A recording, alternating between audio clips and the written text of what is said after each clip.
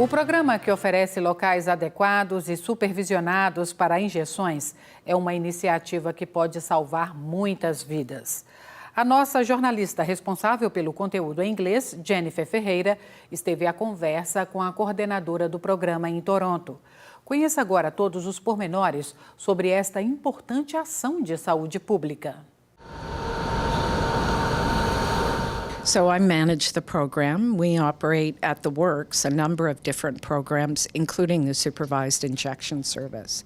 So it's a harm reduction program operated by Toronto Public Health, and we offer a methadone program. We offer harm reduction supply distribution, counseling and support for our clients, and most recently, the supervised injection service.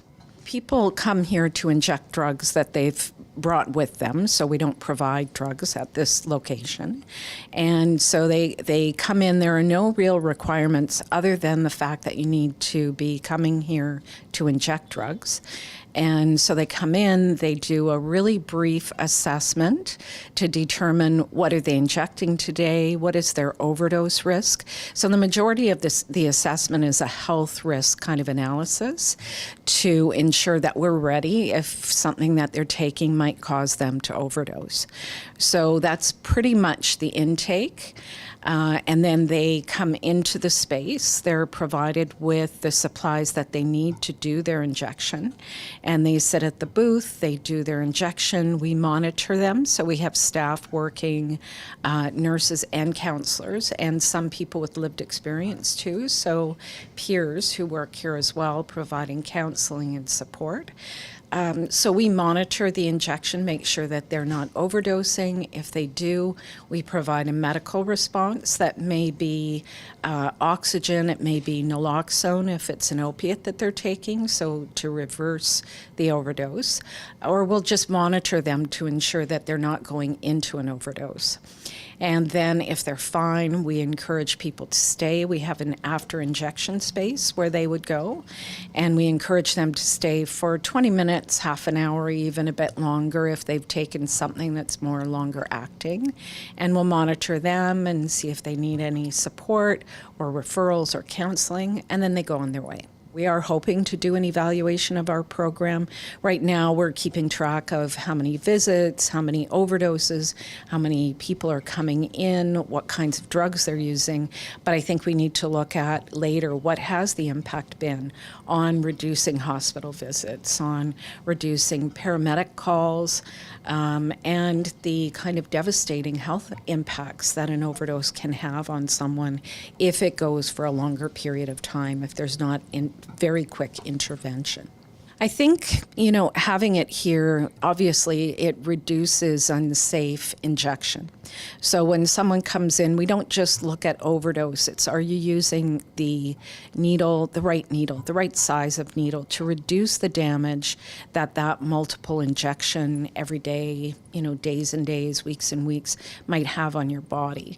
So we're reducing those harms associated with the actual drug use and the overdose response. But I think what the service is doing is saying to people, we're here to help you. We really are concerned about you.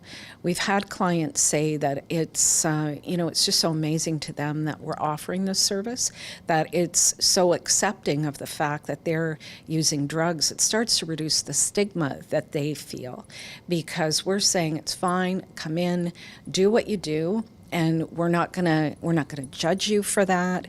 We're gonna provide assistance to you through that process. And I think people really feel that this is a place where they can come, where they're accepted.